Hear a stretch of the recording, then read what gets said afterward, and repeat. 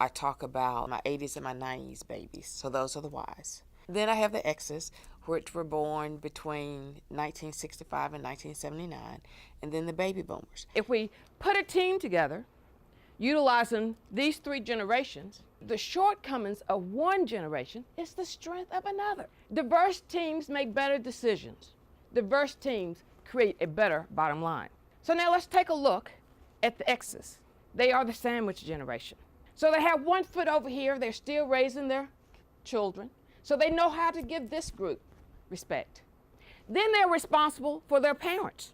So they know what their parents have been through, where they are, so they know how to give this group respect. Now let's talk about the baby boomers. If I were a Y, I'm going to pretend that Frank is a baby boomer. If I were a Y and I wanted to influence Frank, I'd say, Frank, you've been on the job 25, 30 years. He has some insight that he can share with you. I'm new, but I learned very quickly. Will you help me? What grandma or grandpa doesn't want to help some kid?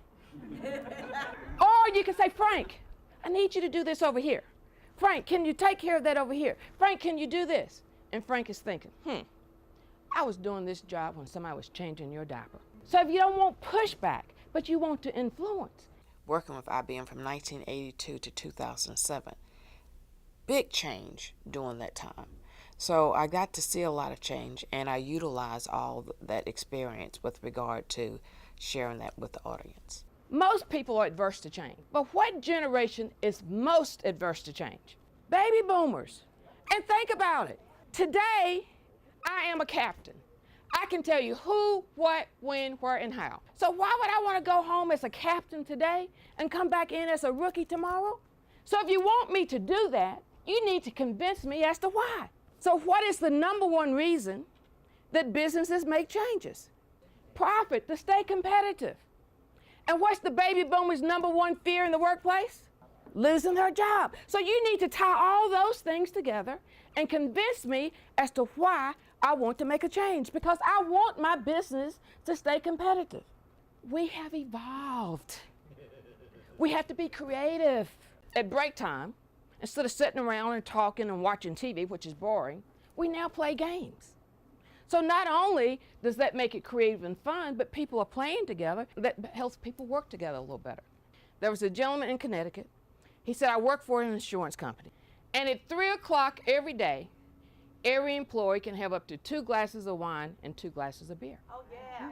Yeah. Everybody wants to work for them, right? Now, another thing that I get about the Ys, they want input, feedback on every little thing they do. Every little thing they do, they want to know how they did it. When I was in school, 1st and 2nd grade, my parents and I knew how I behaved 4 times a year. That's because I had a report card. My great nephew lived with me for 2 years, 1st and 2nd grade. Every day he comes home, he's a color. And if he's purple all week, he gets to go to the cupcake party on Friday. I didn't get to go to any cupcake parties just because I behaved in school. So you have to meet people where they are, set the expectation, mentor, train, reward, and evaluate them to get them to where it is you need them to be. Last but not least, this word entitled. I don't believe in the word entitled. I had a manager tell me that I belonged to a group that felt entitled. I didn't feel entitled. I knew what I wanted. I needed him to share with me what it took to get what it is I wanted. I want someone on my team that wants something. Because then if you share with people how to obtain what it is they want, most people will do what it takes to get what they want.